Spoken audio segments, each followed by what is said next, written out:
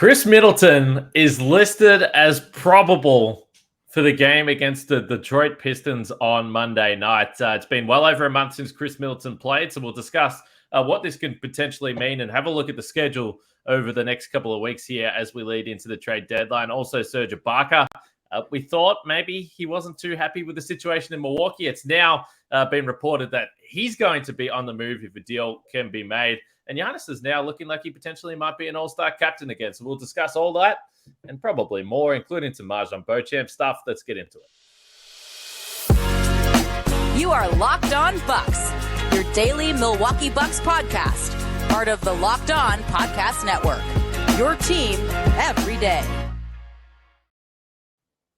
Welcome to Locked On Bucks. My name is Kane Pittman. You can see and hear me on this show Monday to Friday, and also find my work over at ESPN. And alongside me, I was about to say the founder of brewhoop.com, but no, from the Bucks Radio Network, of course, Justin Garcia here in the Sunday night time slot that I like to drag him in here if the Bucks aren't playing. Of course, we just finished watching the Cowboys. I saw some Packers fans happy about the Mike McCarthy situation. Didn't go too well in Dallas, but now we're going to talk about the Milwaukee Bucks and Khris Middleton making his return. Of course, we thank you for making Locked On Bucks your first listen or first watch of every single day. If you haven't subscribed on your audio platform or YouTube, you can do it for free. Turn the notifications on, and that'll let you know when we're dropping these podcasts. But Monday to Friday, lock it in. Sometimes on the weekend, if we have some breaking news or Giannis drops 50, those types of cool things there. Today's episode is brought to you by PrizePicks. First-time users can receive 100% instant deposit match up to $100 with the promo code Locked On. That's PrizePicks.com. Promo code Locked On, and we have got a new sponsor as well. Very excited to discuss that a little bit later in the podcast. Justin, the Bucks did go down to the Cavs over the weekend, but we're not going to talk about that too much here. We're going straight to the injury report for this game against the Detroit Pistons on the road. 6:30 p.m. tip-off Central Time Monday night. 6 o'clock tip-off there. Don't listen to me. I still haven't been able to figure out the time zones. And here's the injury report. An injury report that we've been waiting to see for a long time, Justin. Giannis probable with the left knee soreness. Khris Middleton probable with the right knee soreness. The knee bros look like they're going to be making their return to the court. Giannis has missed the last 5 games himself. Khris hasn't played since December 15. It has been well over a month, and thank goodness it looks like he might play, because I said that if he didn't play before the end of January, I'd be hitting the panic button. He's got in about a week just in time. Justin, and are you surprised? After the Cavs game, there was some rumors, some reports. Did you see this coming? No, honestly. We have, at the risk of sounding like you're just a blind defender, we had kind of been throwing out, well, I think it'll be, and we is mostly me. It sounds like it's going to be this day. And I think I'm 0 for 2 in the predictions of when I thought Khris would be back. I was stunned that Giannis didn't play against the Cavs. You can never be surprised anymore when Khris misses time in this current rehab. But I was surprised because I just kind of thought, at this point, what, if they're not ready to go Saturday, what's the point of playing a road game in Detroit against a Pistons team that's just gotten back from Paris, is the worst team in the Eastern Conference and the second or third worst team in all of basketball. So if you're still sitting them Saturday, I kind of assume they wouldn't play tomorrow either. And what's the point of, well, let's make sure we get them back in time for the Pistons. So that was my biggest surprise.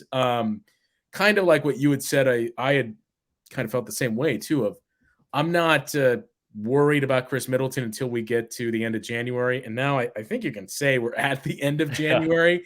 I had kind of pushed those dates of like, all right, well, talk to me at the All-Star break. If he's still not back by then it's fair to be concerned. But I mean, look, we've been told for weeks they're getting close and making good progress. We heard Bud talk about it at length, Giannis specifically before the game against the Cavs, and saying there's nothing else. There's nothing in addition to the knee. It's the same as, our usual handling of Giannis's knee every single season, that this is kind of what we have to do. And I know Giannis said, or I had said he's making good progress. And I know he'd gone through 5-on-5, but practice is different than playing in games, and that's why he wasn't playing Saturday. And even gave a pretty lengthy answer on the decision to sit guys and how much of that is the organization or coaching staff versus the player. So he kind of outlined all of that I think kind of put your mind a little more at ease of, okay, there's nothing else going on here. And with Khris, it was kind of the same thing of a daily wake up and check the injury report to see, is this the day that he comes back? So it feels like it's finally here. I'm a little surprised you bring him back for the Pistons, but I think part of it too is you just got to get him on the floor in the case of Khris specifically. So that's the good news, we hope. But as we kind of joked before we started the show, we have seen guys listed as probable and within 24 hours downgraded to out and not playing. So we'll know for sure at 6:00 Monday night. Well, I suspect Khris Middleton wants this revenge game against the Detroit Pistons for trading him away. Just the steak knives in the deal that the Bucks have obviously benefited from. Now, they play the Nuggets in a couple of nights' time back home. So that's the only interesting thing with this road game. But Khris has been traveling with the team. They did have, I mean, this obviously gets him another couple of days. And maybe it was something as simple as, well, if Giannis isn't playing, Khris, there's no point in coming back. Let's hold you off until, I don't know. There's all sorts of weird stuff going on. There's only 8 games until the trade deadline as well. We've seen some players get some minutes that perhaps normally wouldn't. Jordan Wara, namely the one there. And we'll get into Jordan Wara a bit later on in the podcast. I had an interesting conversation with a YouTube commenter the other day, Justin, because we're talking about Khris Middleton, and clearly there are some fans, and whatever, people have their own opinions, but there are some fans that are like, no, I don't want the Bucks to pay this guy in the offseason, so they need to trade him now. Like that's a take that's out there. I think it's silly. And I said, well, the way I sit, I look at this team and say, can they potentially make a trade in the offseason at the trade deadline that can help them? Maybe. We're looking at the Grayson Allen, the package, these types of things, maybe. But I still think their best chance to win a title this year is with Khris Middleton being Khris Middleton, and you've got still 3-4 months to get that right. I don't think you're trading him for a superstar because at this point in time, with the contract situation there, it's difficult. Like, I don't think a team is going to be clamoring for Khris Middleton unless for some reason they think that they want to get him and they will be able to lock him down for a long-term extension. So the Bucks fan threw it back at me and said, when I said I wouldn't trade him, I think it's the best chance for the Bucks to win a title. He said, "Oh, so you're saying you want to extend him?" I said, "Well, no, I don't know, but that's a decision that you'll get to in the offseason. They're two separate conversations." And I think there is some muddiness between fans that are too worried about what's happening in the offseason and not what can happen right now. And this has been a weird injury situation for Khris Middleton, but I still think if the Bucks are winning the title, they need him to be the guy, and they need to hope that that's going to be the case. And there's some risk with that. Yeah, I don't want to sound too negative or be too hyperbolic, but I think we all agree you can't pencil the Bucks in to win a championship or to be considered heavy favorites if Khris Middleton is not going to be healthy this season. That if it's just Giannis and Drew, we saw last year, no matter the tinkering, you still need more. And they won't win it. You can say that. And the team isn't constructed to do that. So I think for that and the fact that, any imaginary trade with Khris Middleton this year, you're not going to win that trade because the contract situation, his contract, you're going to be bringing back when you look around players available. Let's say hypothetically you move him, you're bringing back multiple pieces for Khris Middleton. And in all likelihood, Khris is going to be the best player going out in that trade. So in the season, you're not going to win in a trade situation with Khris. But, to the question that you answered to who you were going back and forth with, I mean, I think you are saying that you would extend him because you have to, for the reason that you said at the start, too. It's not a matter of just, well, this isn't working out, let's let Khris Middleton walk, we'll get somebody else. They can't do that because of the cap situation. So this is who you're married to, and this is who you're committing to extending as well. Yeah, maybe. But like I've said as well, with Khris Middleton, here's the thing. People talk about motivation and this is a contract stuff. And I don't know what's going on behind the scenes, deep down, or what Khris Middleton's thinking in his head. But he has to be motivated to play well. This is the point that I keep bringing up. He can make himself a hell of a lot of money this offseason. Yeah. And let's just say that he does come back and he looks like Khris Middleton and he's hitting game-winning shots in the postseason like he did in 2021. If the Bucks win the title, pay him whatever he wants. If he's a two-time champion at this franchise and he would have earned it and he would have come back, and do you think that I'm going to give one single crap about regular season games in November or a game where he looked awful against the Memphis Grizzlies in December, I won't care about that. But he's done a lot for this team. He was a huge part of the 2021 championship team. And I think at this point in time, for what you think you can get back for him, which I don't think is honestly a huge difference maker. And I just don't think the Bucks are going to shake things up like that. Like I think there's a 0% chance that they're even considering trading him. But sometimes I feel like we're on the outside. Like he is a humongous part of what this team needs to go on a deep run. Yeah, and the last thing I would say about it is, I agree with your point of like, it's not, I don't take this, and we don't know. I don't take this as Khris is doing this as some type of leverage deal for his free agency or pending free agency in the offseason, because it does behoove him to play. He's going to increase his value. He's going to get paid a lot regardless, but it's going to cement the value that he gets paid and the offers that are out there, number one. And you could say, well, if he doesn't play a majority or 75% of the season, isn't it going to tank his value? The reality is probably not. And I know it's two different scenarios. He's older than Kawhi Leonard was at that point, and he's not fresh off of single-handedly or a big part of helping a team win a championship that season. But Kawhi Leonard signed with a team when they knew full well, okay, we're not going to get at least a year of him with the ACL issue. Kevin Durant did the same thing as well. So I don't take this as he has to play, otherwise nobody's going to be interested in him. I agree. And again, like for the actual dollar amounts, with the cap stuff, it's complicated. As you said, they don't just move on Khris Middleton and have $35 million to spend. That's not the way it works with where the Bucks are currently situated. But I'll think about the dollars at the end. I'm not worrying about this in this next 8-game sample before the trade deadline or anything like that. But the Bucks are still currently 23rd in offense. Hopefully we can mark this day down, this podcast down, as a turnaround for the Bucks offense, and hopefully they get some continuity because, as we said, 69 minutes between Drew Holiday, Giannis, and Khris Middleton this season. 0 minutes between those three and Joe Ingles. And what do we think can make the offense tick? Multiple guys that can run some offense and facilitate and pass the ball. The Bucks don't have a true point guard. That's not the way they're built. So they do need, particularly those three guys there. We'll see what they can mix and match with lineups now, because I think there's going to be some interesting stuff that they're able to do. There's also some interesting stuff over at Prize Picks. We're going to get into Serge Ibaka and MarJon Beauchamp coming up here, and then Giannis, some all-star stuff.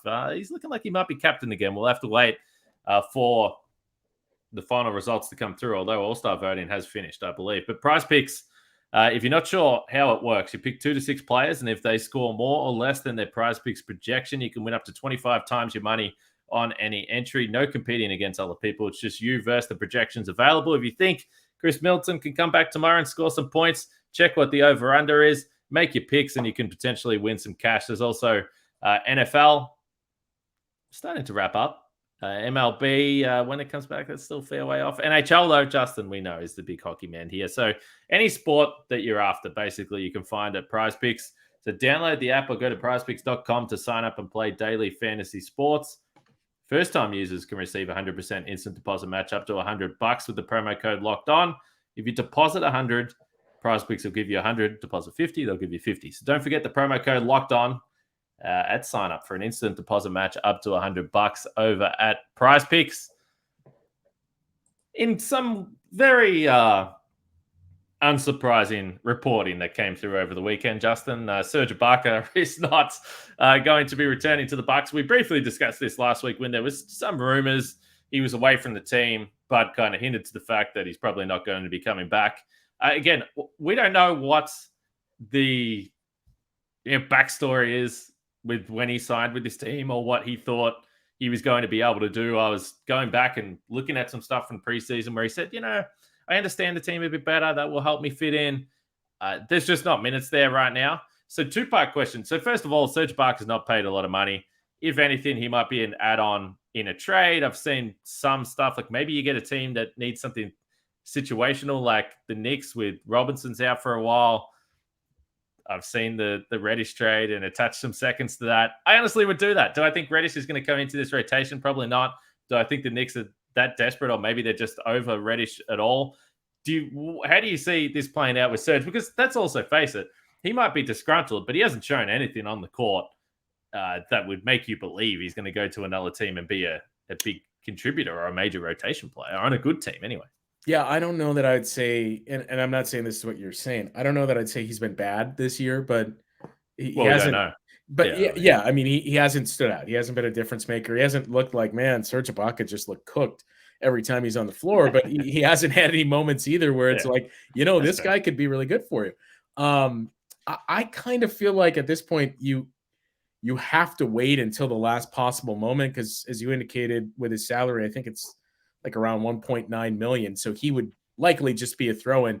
He has to approve the trade too. So you see people pointing out, well, you could include him in any deal to the Rockets to help kind of beef up the salaries and bring in Eric Gordon as that reported deal or offer trickled in within the last few days. But if you're Serge Ibaka, why are you approving a deal that's going to send you to the Houston Rockets when you're having an issue with not playing here in Milwaukee and seemingly not being a part of a contender?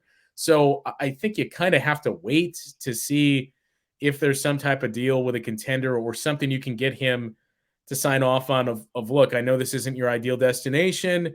We need you in the trade to make the salaries match here. And we've been given indication you'll be bought out from this team that you go to. I think that's it. Yeah. He's not going to get, let's be honest, he's not going to be able to pick and choose a trade right. test. And it's not like, all right, Serge, we owe you. We're going to send you wherever it is that you want to go. But yeah, I mean, I think it's still the fact that he can veto is what still kind of gives you a little bit of pause. So you have to be kind of in relation with wherever he goes. But I think it's just kind of going to be waiting until the last possible minute, unless something pops up here. I would much rather kind of wait for a larger deal or a deal that he would be a package of and combining salaries than I know the Knicks trade that we kind of kicked around makes a lot of sense for both teams. But to me, you don't make that trade until you know there's nothing else out there where we won't need Serge Ibaka's roughly $2 million as some kind of salary filler in this deal.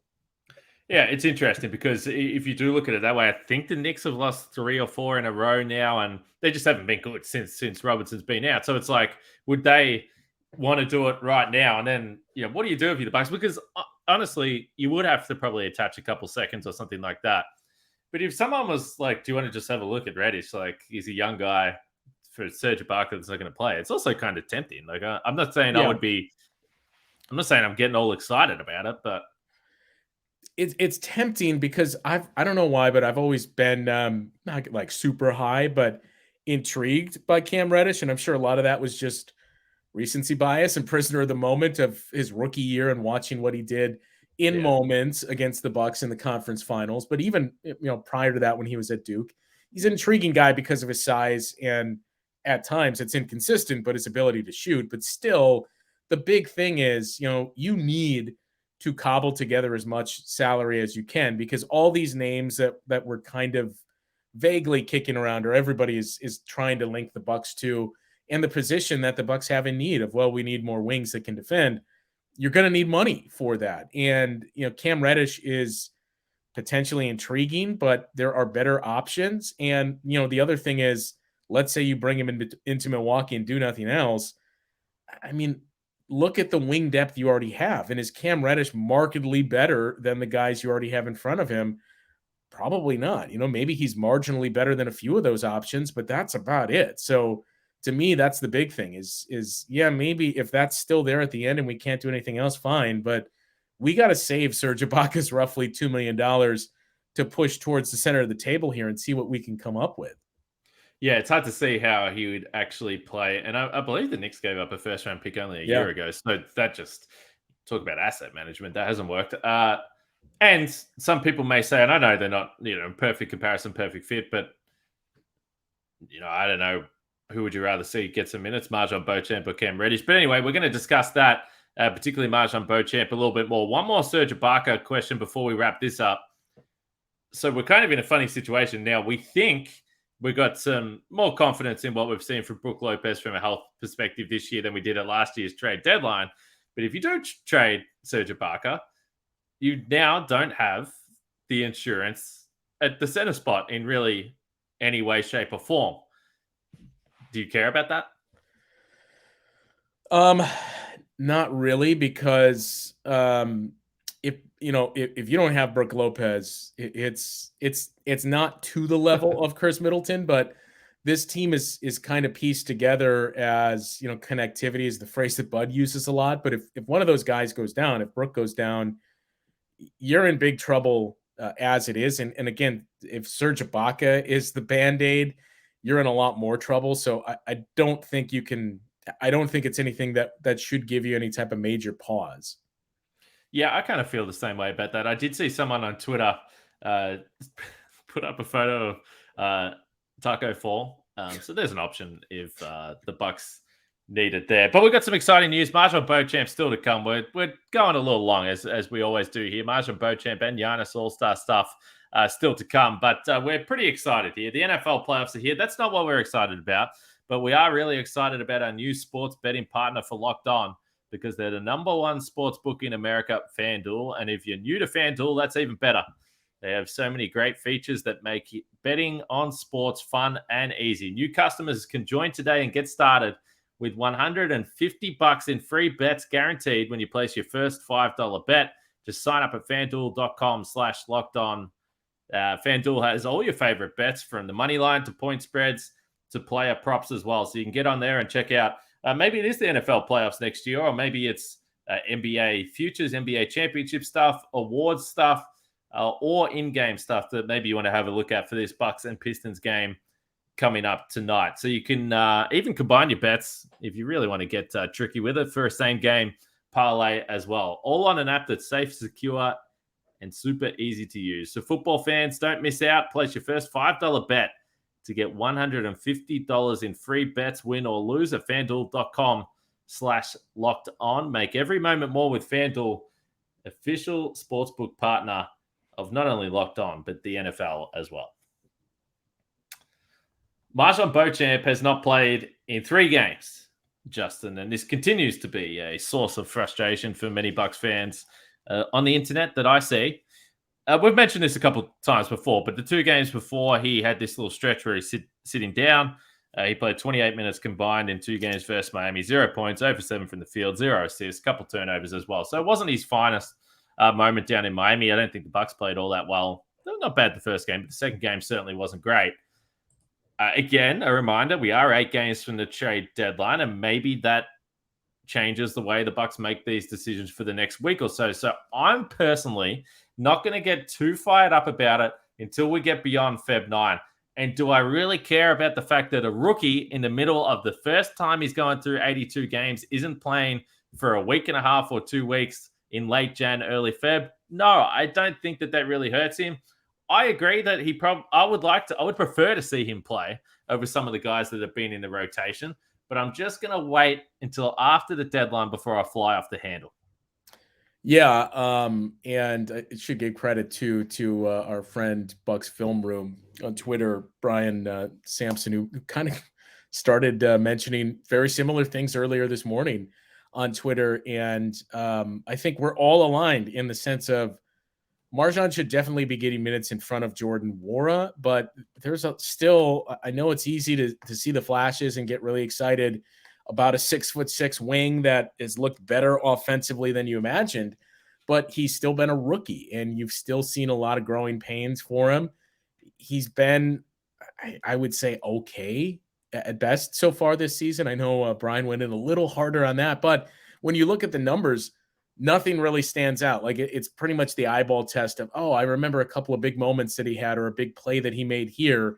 And I know I mentioned some of the little things he was doing earlier in the season, but by the numbers, it indicates the strongest case you could make for his play so far this season is just okay. That in the minutes he's been on the floor, they've been basically even in terms of their net rating and played like a 41-win team. They play better with him off the floor. His shooting has looked better than we imagined, but it hasn't really jumped out of consistency and a guy that can be a knockdown guy just yet. And again, a lot of this is he's a rookie, so you don't expect him, and not just a rookie, but he wasn't a lottery pick.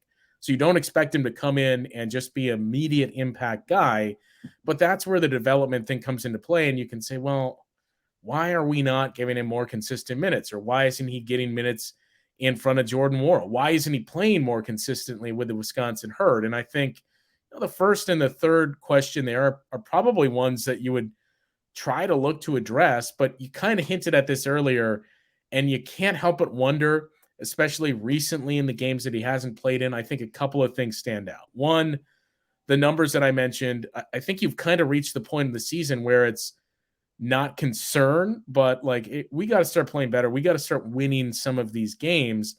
And I don't know, as much as the Bucks like him, that there's the trust just yet of we got to put together a good quarter. Let's put MarJon in there. I don't think we're there yet, number one. And the other component is kind of probably ties into the Serge Ibaka discussion of not to say that MarJon couldn't be included, because we've seen that kicked around, but Jordan Nwora is a guy that you wonder what his future holds or where his future is. And how much of this is, well, do we want to give Jordan Nwora a little more minutes to see if he can put together a game or two of scoring the basketball and increase some of his value in the 2 or 3 weeks leading into the trade deadline? Yeah, more so than MarJon. I mean, Jordan probably needs to be playing in terms of to show what he can do. And we know that he can be a good scorer. I think the reason why people get frustrated or want to see MarJon, I mean, one, he's a new first-round draft pick, which is exciting for fans. We talk about it all the time. Two, some of the other guys, again, that have been getting minutes, and AJ Green, just a smaller guy. So it's like, if any of these players are going to play in the postseason, it seems more likely because of the physical attributes that maybe MarJon could do it.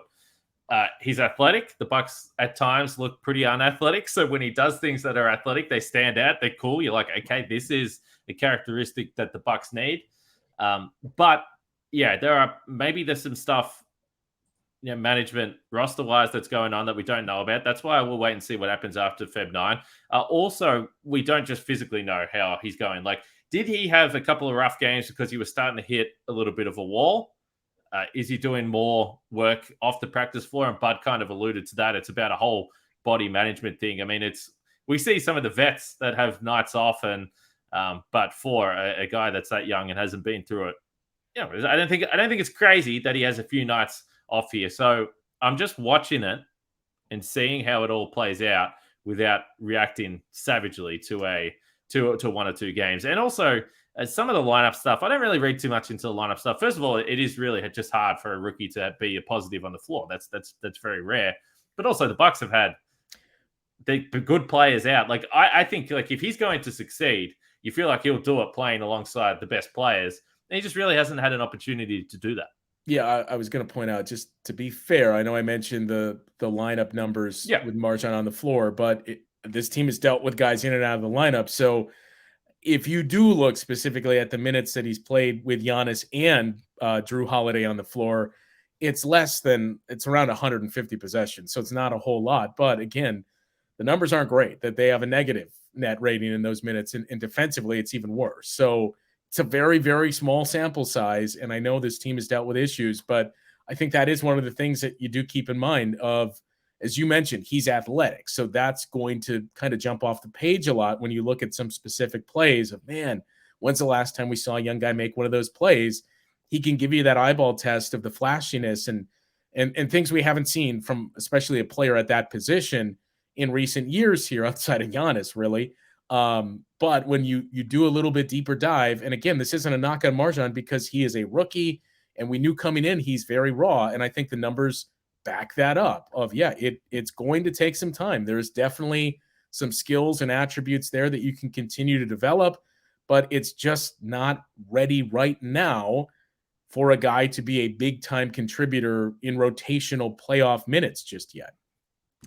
Well, speaking of a big time rotation player, our favorite Milwaukee Buck, Giannis. So we pull up the Eastern Conference. Well, actually, all the NBA third fan return. So I believe the voting for this, Justin, finished on January 21. Yeah, it ended just 11 o'clock p.m. Saturday in Milwaukee. Okay, well, if you look at the Eastern Conference front court here on the screen, you will see Giannis overtook Kevin Durant, which means that if nothing changed, and that was only a couple of days before January 21 there. So unless there was some sort of wild change, it does look, cross our fingers, that Giannis is going to be an all-star captain. Now, that brings us to the very interesting point, Justin, that he's going to have to draft a team again. Maybe not a strong suit in the past. He got better, though. Like the first year was not great, but I feel like I'm not totally invested in the all-star drafts. It was neat the first year that we saw Giannis get to be a part of it, but I do feel memory kind of indicates he got better as the years went on. Well, the good news will be, as we discussed at length with Camille last week on the podcast, you can go back and check it out if you missed that episode. We were talking about the idea of Brook Lopez or Drew Holiday maybe getting an all-star spot. Now, we didn't mention his Cavs game because it was pretty forgettable, but Drew did have 28 points and 10 assists again. He had a few turnovers, but he continues his box score stuffing over this last 5-game stretch where Giannis hasn't played. So he's still putting himself in the mix there if the coaches want to show him some love for a potential reserve spot. And now we know that will compromise the draft, Justin, because Giannis will be, once he gets done with his starters, he'll be drafting either Drew or Brook immediately. That's good for locker room relations. Yeah, and I am almost willing to hang on. What's about to happen here? Is it going to be a guarantee? A guarantee. Pretty close. I'm almost willing to guarantee that Drew is going to be an all-star because of the player and coach vote and how much that makes up. That I think that's what's going to put him over the top. Last year, I think he was certainly deserving and didn't get in. But the stretch that he's been on recently, he had a field goal that he missed late in the game last night that would have gave him 3 straight games with 30 or more points. He's never done that in his career.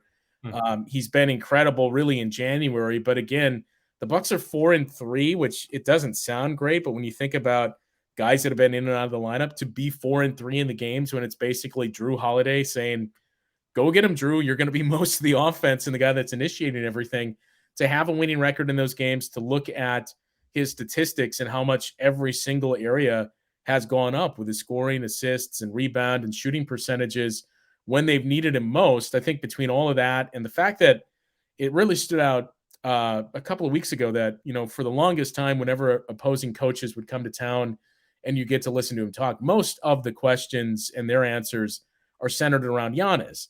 But this was the year that it seemed like more than ever, every single coach, if not asked about him specifically, and granted, a lot of this has to do with what I said, if they've already played 7 games where it's just Drew and no Giannis or Khris, but Drew's name has been mentioned quite a bit more this season by opposing coaches, that I think just with that and the fact that you still hear his peers say, man, Drew is still maybe the most underrated player in the league, I think this is pretty close to a guarantee that he's getting in this year.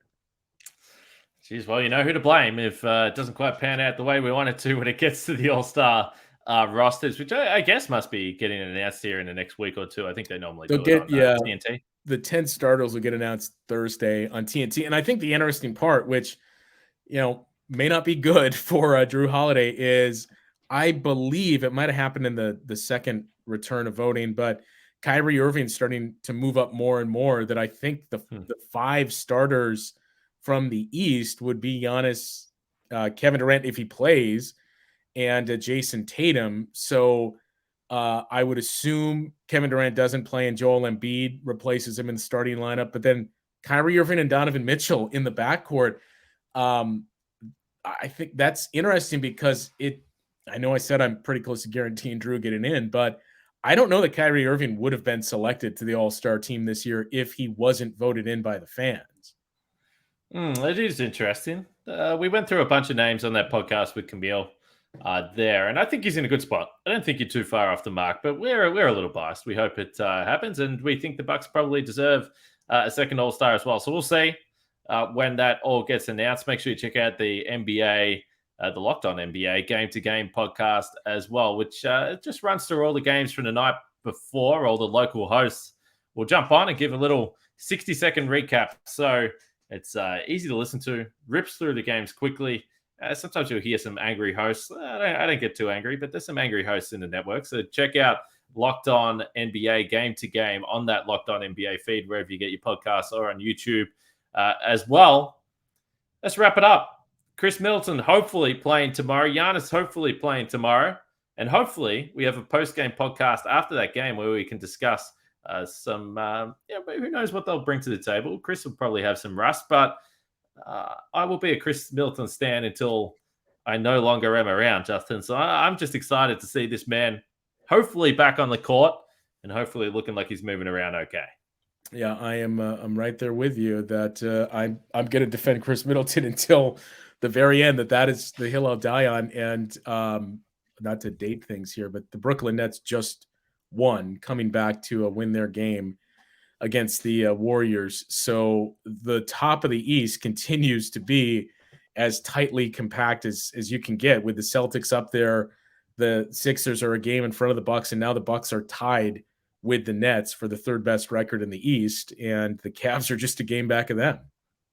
Well, don't mess it up against the Pistons. That would be my advice there, particularly if you do get some bodies back for that game. Let us know what you thought about this show. I know that there's going to be Khris Middleton takes, and I know that they're not all going to be agreeing with us, Justin. So particularly on the YouTube feed, jump in the comments and let us know what you think. Talk about Serge Ibaka. Well, how would you manage that situation? Do the Bucks need a backup center? And then all your MarJon Beauchamp thoughts as well. I know that is a discussion that brings plenty of passion. So let us know what you thought about the show. We'll be back post-game tomorrow at 6 p.m. Central Time, not 6:30. Don't miss the first quarter.